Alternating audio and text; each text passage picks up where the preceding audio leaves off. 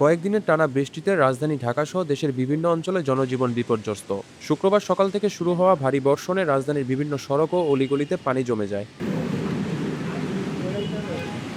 সাপ্তাহিক ছুটির দিন হলেও জীবিকার তাগিদে অনেকেই ঘর থেকে বের হন। বৃষ্টির কারণে যাত্রী সংখ্যা কিছুটা কম থাকলেও সড়কে রিক্সা চালাতে গিয়ে দুর্ভোগে পড়েন চালকেরা। অনেক দুর্ভোগ পোহাতে হচ্ছে রাস্তাঘাটে বৃষ্টি জমা হয়ে আছে। হ্যাঁ, সব রাস্তায় চলা যাচ্ছে না, এরকম একটা সমস্যা। ভাড়া আগের মতোই, মানে আবহাওয়া খারাপ এই জন্য যে ভাড়া বেশি সেরকম কিছু না।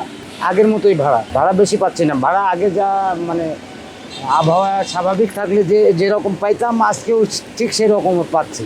হঠাৎ সৃষ্ট জলাবদ্ধতায় ব্যাহত হয় নগর জীবন। বিভিন্ন এলাকায় সড়কে পানি জমে সৃষ্টি হয় যানজট। এ সময় রিক্সা, সিএনজি ও অন্যান্য যানবাহন চালকদের বিরুদ্ধে অতিরিক্ত ভাড়া দাবির অভিযোগ করেন যাত্রীরা। বাধ্য হয়ে অনেক পথচারী পানি মারিয়ে গন্তব্যে পৌঁছানোর চেষ্টা করেন।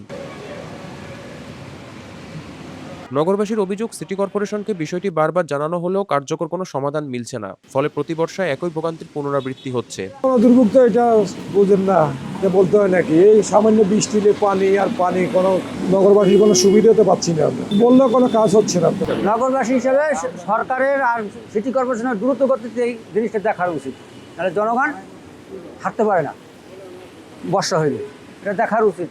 এদিকে আবহাওয়া অফিস বলছে, গত প্রায় 5 দিন ধরে দেশের বিভিন্ন এলাকায় বৃষ্টি হচ্ছে। শুরুতে বঙ্গোপসাগরে সৃষ্ট নিম্নচাপের প্রভাবে বৃষ্টিপাত হলেও এখন সক্রিয় মৌসুমী বায়ুর প্রভাবে সারা দেশের বৃষ্টি অব্যাহত রয়েছে।